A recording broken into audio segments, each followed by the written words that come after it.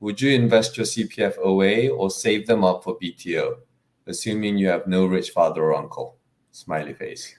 Okay. You marry a rich wife. Okay.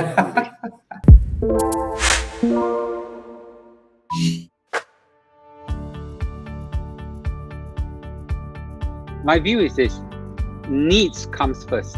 Basic needs comes first. Okay. And I would encourage everybody to make sure that you have a roof over your head. That's paramount. Okay. And in the beginning, you would have to use some of your CPF because very few of us at that early age would have a lot of cash. Okay. But over time, the two things you need to know. Number one is, do not whack all your money into one big house. Okay. And even at that young age, I see a lot of people scrambling for $1 million condominiums and things like that. Huge debts, okay? Huge debts were incurred. It's life-changing in a negative way. I would just say this, that the basic needs is important, right? I think it was Maslow hierarchy or needs or something like that. But basically, your basic needs must be met, which is your a roof over your head. Do not overuse up your house. Have a house that's enough for your needs. Then you would have spare CPF or spare cash to handle other investments which are much better. Can you make money on a BTO? Yes, of course. Your BTO probably is the one that can give you lots of money, but it's one-time jump. Okay, and then after that, the growth is very tapered off. Okay, and couple of that, there are property decays and things like that. So let's leave that to another discussion. But I would say that meet those needs first. The second thing is that over time you should switch your payment for your monthly mortgages from CPF to cash. It is not a binary strategy, right? When it deals with house, it's either you buy a house or you don't buy a house. And usually, one time after you buy a house, you dry up. Everything is used up. But fortunately for investment, you can have both. Yeah, you can, and it's a continuum, right? You can put at a younger age. I'll encourage more people to. Well, it's a choice, but I personally prefer to invest more in a younger age into my SA, and less into the S&P 500 or stocks or things like that. But over time, as my financial safety net builds up, I can start changing. I can start to have more on the investment side and less on the on the SA and the 1M65 side. So really, you do not need to actually be binary about it, right? It's a matter of, you can do both, and maybe one more at a certain age and then less at a certain age, right? So that's my encouragement. That's basically what I did.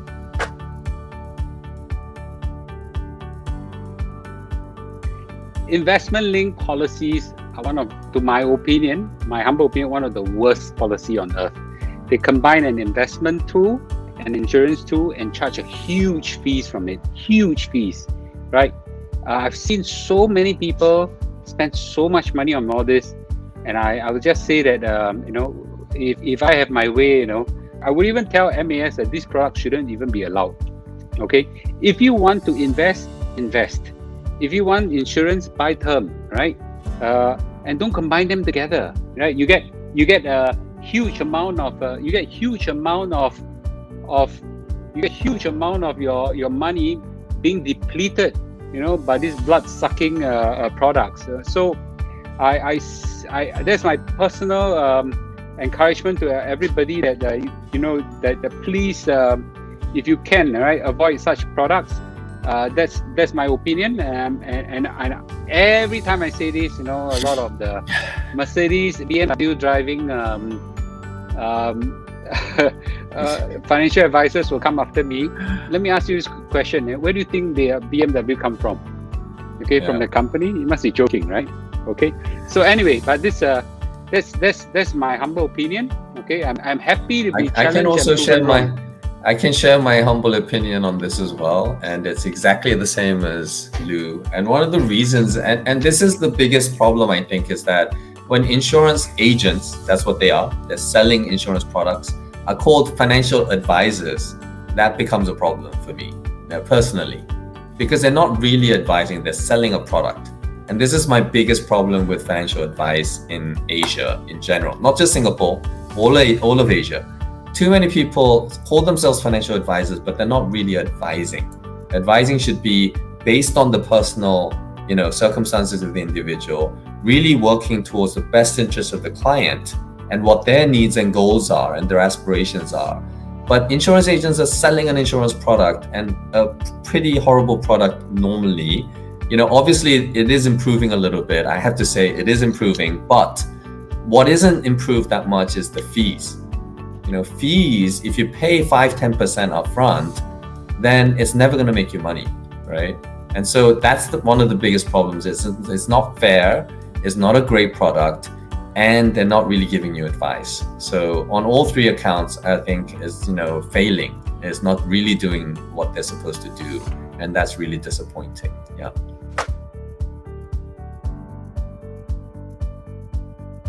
At 55 years old, you have first of all, there's a lot of things that happen. Okay, but I would just say that my encouragement to everybody is do not withdraw if you can. Okay, because even if you want to invest, there's a lot of options right now to invest through the CPFIS scheme. You do not need to take out and then invest as cash. There's a lot of instruments right now that you can invest using CPF. After you invest, and supposing you want to take some profit out, the profit, if it stays even in the ordinary account, you earn 2.5%. There is no savings account or fixed D right now that gives you 2.5%. This is backed by the government. You can withdraw anytime you want. You don't even need to go to the ATM machine. You just use Pay Now, you can withdraw. This is the best. After 55, so this is the best savings account you can ever get in the world. I say world. Okay, so I would strongly suggest everybody to think twice before you touch your CPF for any reason. Okay.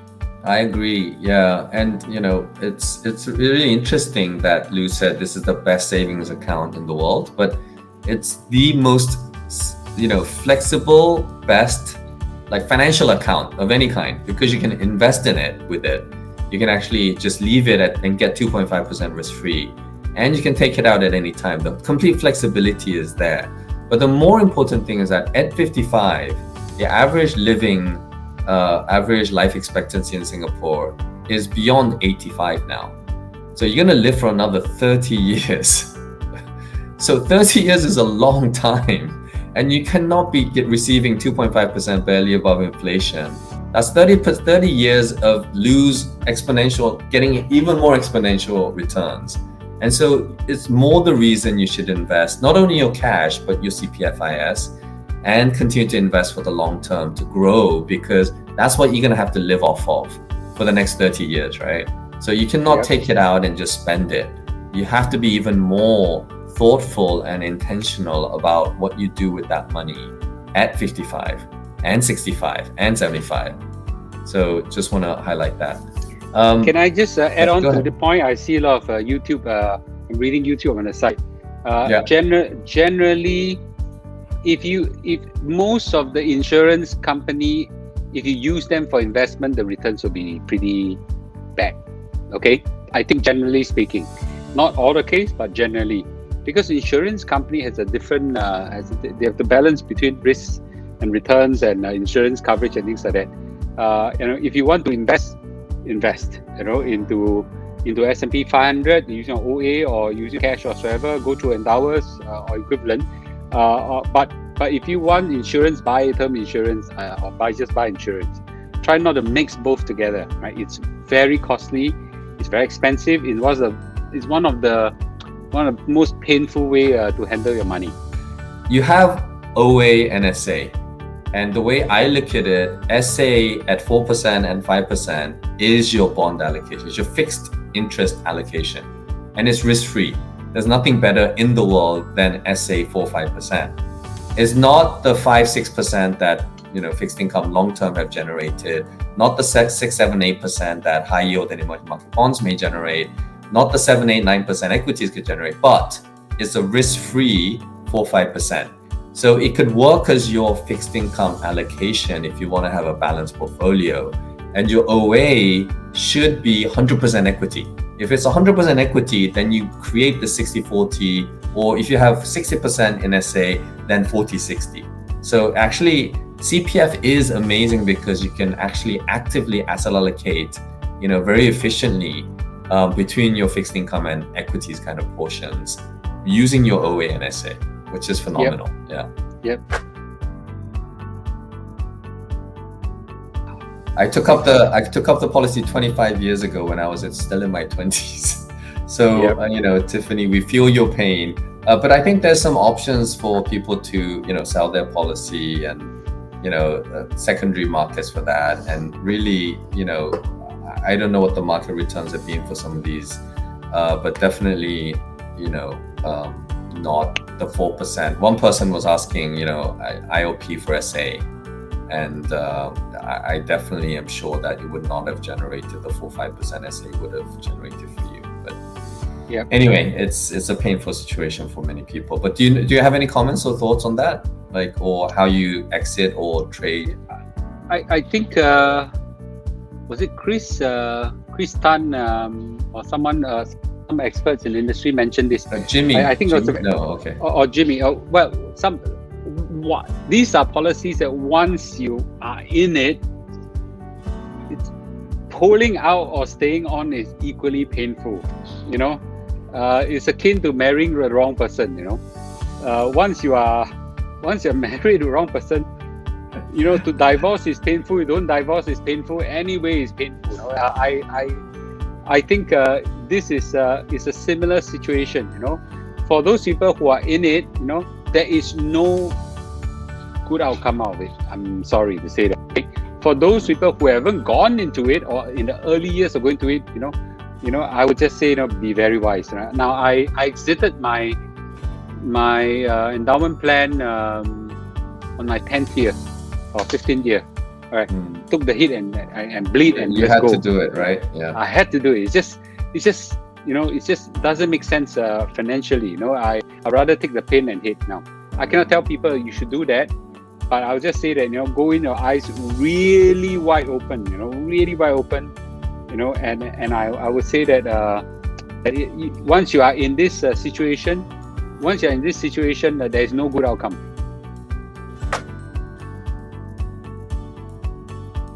That's a very CPF related question. I'll just cover briefly. We'll do it on another talk or something like that. I would say that the FRS, which is I think today is $186,000.